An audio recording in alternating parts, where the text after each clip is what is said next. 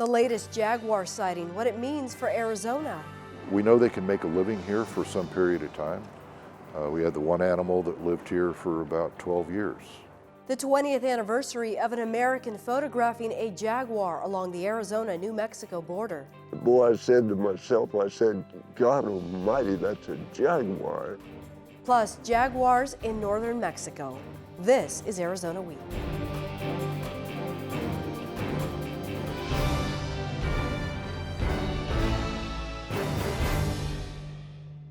Hello, and thanks for joining us.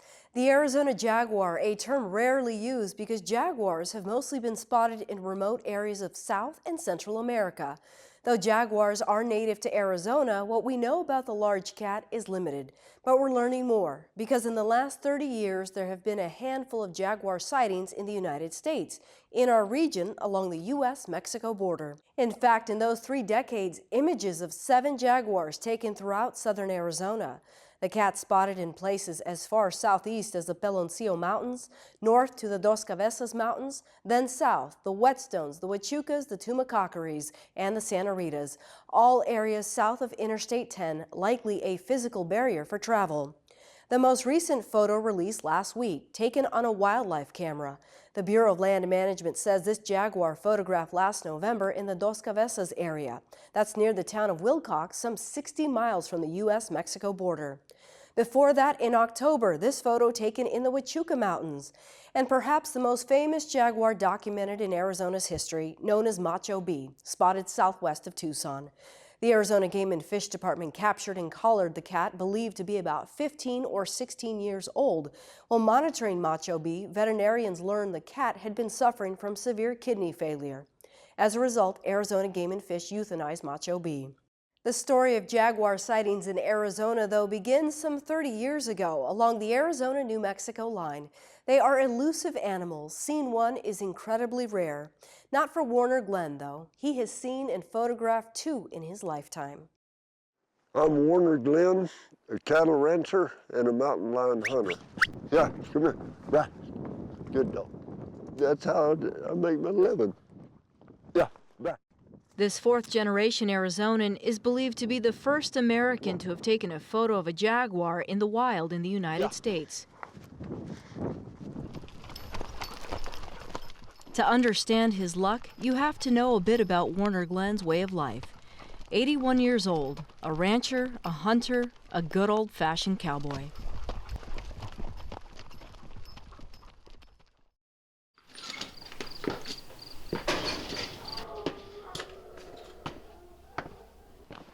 I get up in the morning and I go down to the barn first thing and do my chores.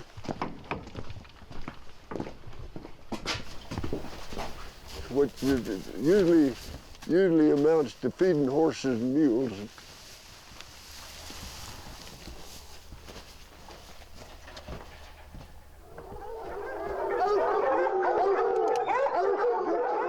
I go to the dog pen, I let those dogs out and run around a little bit. And then I put them back in and go up to the house and eat breakfast. Good dog, Slick.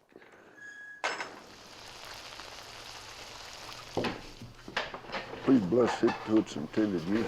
And please, Lord, give us all guidance and safety and good direction throughout the day. Amen.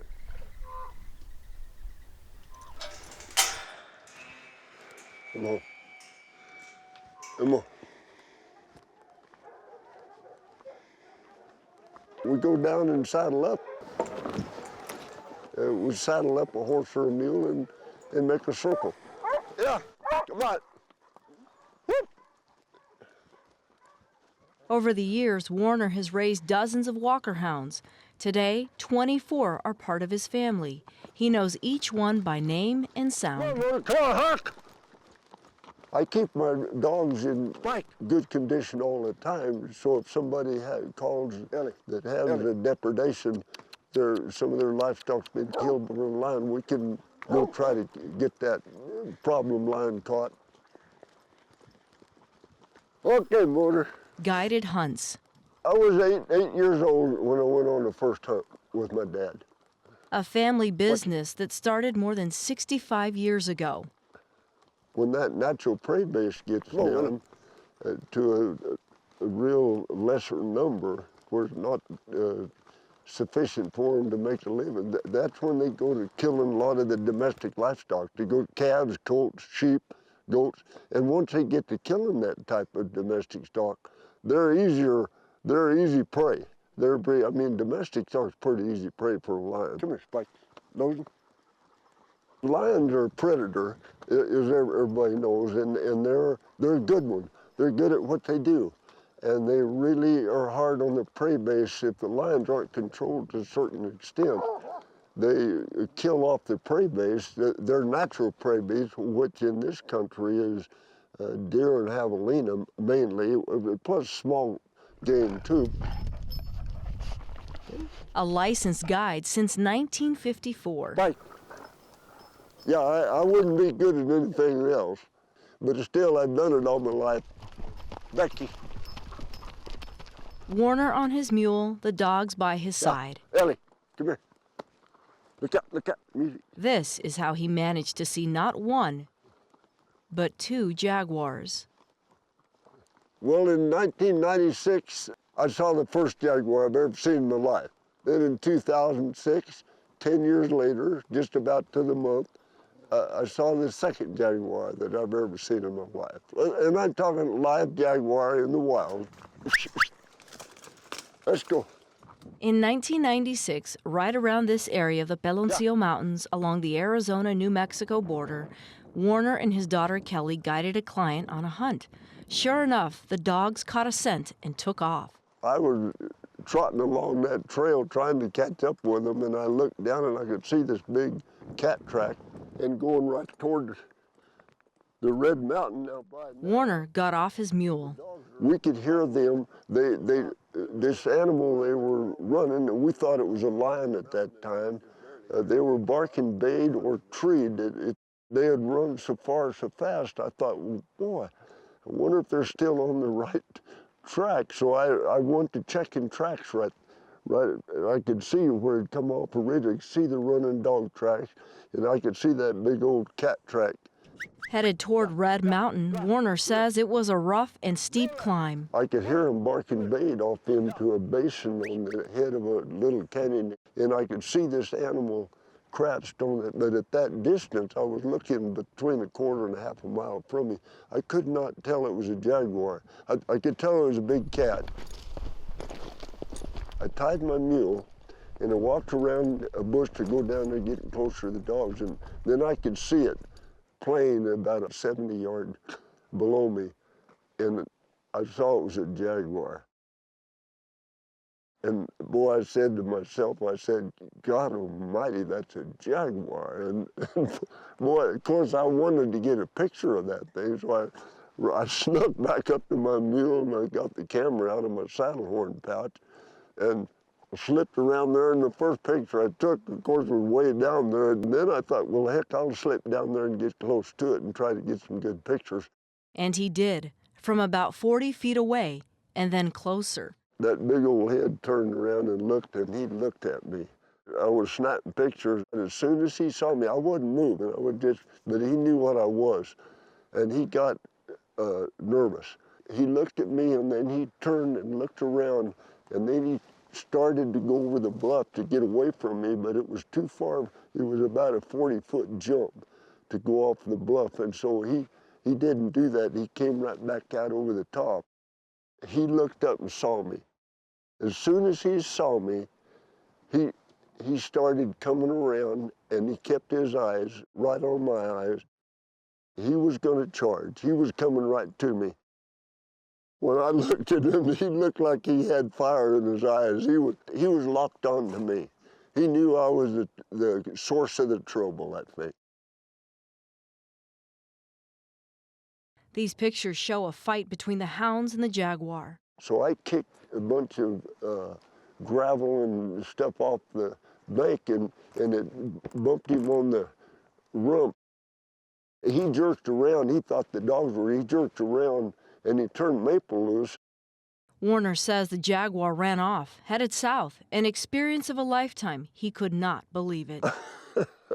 Very lucky. As as anybody that's hunted their whole lives in this country knows, I mean, that's just such a rare thing to see one alive, and I did. To mark the occasion, Warner published a short book with a story and pictures and figured that chapter of his life had ended. He was wrong. 10 years later, early spring and east of the Peloncillos in the Animas Mountains of New Mexico, Warner led a hunt when one of his hounds disappeared. One of the hunters called Warner over the radio. And he said, Warner, he said, powder just got to us, and something has bitten him through the shoulder and the throat right there, and he's bleeding pretty bad. Soon enough, the other dogs caught the scent and took off toward a patch of boulders. And I looked up, and here's this big cat crouched on the ground under the shade of a big juniper tree backed up against a boulder. And it was in the shade, and I got on the radio and I said, my gosh, I said, these dogs have a big old Tom Line bait down here. Warner got closer and could not believe his eyes or his luck. But then I saw it was a jaguar. A couple of quick pictures and it ran off, headed north. And it's encouraging to see that type of animal up here because they are so rare. I think it speaks pretty well for the country up here too. I mean, the habitat, open country, we're trying to keep some of this country open, free of development. Believe it or not, and I'm a rancher too, I'm a lion hunter, but I'm also a cowboy. And the cowboy has a lot to do with it, really. Respecting the range and honoring a way of life. A lot of people don't agree with what I do. I mean, they don't think I ought to be catching any lions or even ranching out in this country. What we do is the right thing as long as we use good sense and good management in doing it. Two Jaguars within 10 years of each other. As 2016 went by and we didn't quite see another Jaguar, we're a little disappointed in that, but 2017 is coming up and we'll be watching. It could happen. Good dog, good dog. At 81 years old, Warner still guides hunts, a cowboy, an outdoorsman. It's his legacy. It's a once-in-a-lifetime deal for anybody, and it happened to me twice, and it might happen again, I hope so, but I've got a little time left. It's believed the Jaguars we've seen in the U.S. travel north from Mexico. The Northern Jaguar Project is a nonprofit that began in 2003. It's 55,000-acre reserve dedicated to protecting and studying the jaguar. Here's Diane Hadley, one of the founding members. Our goal is to preserve the northernmost population of jaguars on the planet. And these jaguars are in Sonora, approximately 120 miles south of the border. And we have a core population of jaguars on the Northern Jaguar Reserve. How would you describe that population in Sonora? Is it pretty healthy? I think it's pretty healthy, and we're doing our best to preserve it. They estimate that there are between 80 and 120 possibly jaguars in that portion of Sonora. The Aros River comes from Chihuahua and meets up with the Bavispe River, and then the two of them, the confluence forms the Rio Yaqui. So it's right at the headwaters of the Rio Yaqui, which is the largest river in Sonora. So we have mountain country for them, deep canyons, and riverfront. Is it likely that those jaguars are the ones we have seen here in southern Arizona? That's probably the core population for, what is it, in the past year and a half, we've had 3 most likely male jaguars that have crossed the border and come into Arizona. The females don't travel nearly as much as the males do, but males have been known to travel as much as 200 miles in a year. I mean, they've been sighted in one place, and you can tell individual jaguars because the rosettes are individualistic. They're different on every jaguar, so you can recognize them from the patterns of the rosettes with the dot, with the spot in the middle of the rosette. There was a female jaguar and 2 cubs that were killed at the Grand Canyon in the early 20th century, and then the last known female jaguar was killed in the White Mountains in 1963. And as far as we know, there haven't been any more verified Class A jaguar sightings that were females in the state of Arizona since then. And is it correct that jaguars like water? They Yes, seek it? they seek water. They're the only one of the large cats that really is comfortable swimming. They have such powerful jaws that they are able to actually grab a huge turtle and crunch it and eat turtles. They're known to eat turtles. There was a jaguar that was killed by some kids who were fishing on the Santa Cruz River, I think in the 1950s, and they didn't realize that it was a jaguar. But of course there wasn't any Endangered Species Act at the time, so they weren't committing a crime. But in any case, they killed this jaguar, and when the stomach was opened, it was filled with frogs out of the Santa Cruz, I think down between Tumacacori and Tubac. Jaguars are nocturnal and they do not like people. They don't like people, and they are semi-nocturnal. And actually, it's been one of the things that we found out with our camera work is that jaguars do go out in the daytime a lot more than anybody realized before. In the course of doing our research on the Northern Jaguar Reserve, we have photographed 50 individual jaguars. That's over a course of about 10 years. And we have at least 700 photographs, more than 700 photographs of those 50 individuals. Wow.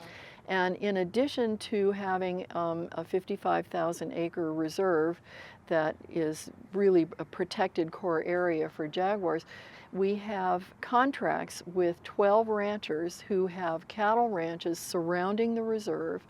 And in those contracts, they sign agreements with our organization not to harm, poison, hunt any animals on their properties.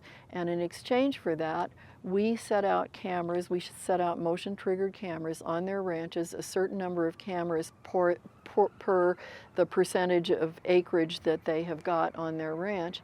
And we give monetary awards for jaguars of 5,000 pesos per photograph. And we also do restoration projects for these surrounding ranchers. So we do things like putting in gabions to slow stream flow and prevent erosion.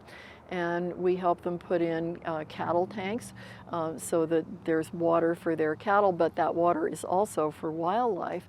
And many of these ranchers in Mexico have told us that since they have had more javelina and deer on their ranches, that depredations on calves and cattle have gone way, way down.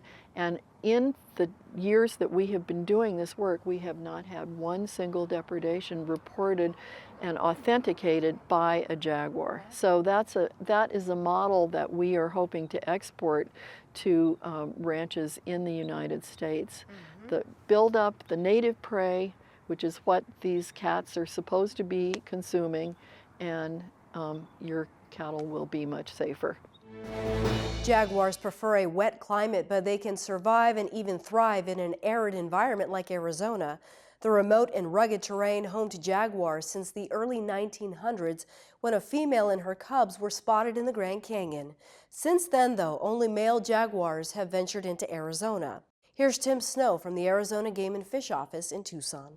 Well, we believe that there's a breeding population in Mexico, and we've always had wandering male animals that come up here on occasion. So we get probably 1 to 4 jaguars at any given time, and that's from the Animas Mountains in New Mexico to the Babaquiviri Mountains south of Tucson here. I looked at some of these pictures, and how can you tell the difference? How do you know the male from the female and that it's not the same guy? Male to female, same same as for us. We see the genitals and are able to determine if it's a good enough photo, whether it's a male or not. The spot patterns on individuals are like fingerprints. They're all different. So we're able to look at, if we have good photo, again, we can look at the pattern and the spot pattern and then compare it to spot pattern of what else we already have, and then determine, yeah, this is the same individual or not. Any possibility of there being a female somewhere here who is facilitating all this? I do not believe there are any females here currently. Certainly the closest known breeding population's 100 to 130 miles south of the border. It's too far away that the females don't have the home ranges that males do. And so dispersing females, it take a long time and a long number of generations to be able to disperse and get here on their own. And it's not uncommon for them to be lone rangers out here, if you will. We cannot show movement, 100% that they came from Mexico, and we can't show 100% that they go back to Mexico. We don't know for sure, but we suspect that that's what's going on. So to say that 3 individuals in the last 2 years means more Jaguars, that's probably a stretch, because it just means that we have more effort out there and it's easier to detect them. So in essence, we're seeing more because we happen to have these cameras out there in the mountains. Right, correct. The higher the number of cameras, the more detections we're going to get, and that's what's going on. Why do you suppose these Jaguars have stayed in southern Arizona? The number of people in the population has increased, the number of roads and highways. So look at I-10, that's probably become a barrier at some point. There just aren't travel corridors beyond I-10 that these animals are going that far. Plus the number of Jaguars as a whole and the habitat that we have as a whole in Arizona are probably somewhat limited. There seems to be so many people in between the northern border of Mexico and where these Jaguars have been spotted. Shouldn't that itself deter some of these? These Jaguars are probably using the north-south mountain ranges to get to. So one is through the area of the Patagonias, the Huachucas, Santa Ritas, and the other areas going through the Palencios of New Mexico and Arizona into the Chiricahuas and into the Dos Cabezas. And those traveled corridors currently seem to be intact enough that we're still getting wandering animals coming to Arizona. By all accounts, this is encouraging news. What does it mean for the future of the Jaguar in Arizona? We only have 1 to 4 individuals every 5 to 10 years. And you can go through all the records and that's about what we have. Whether that's what we believe is tied to habitat. We have limited habitat, but at the same time, we don't have a breeding population. So we get those dispersing animals, 1 to 4 of them every 5 to 10 years.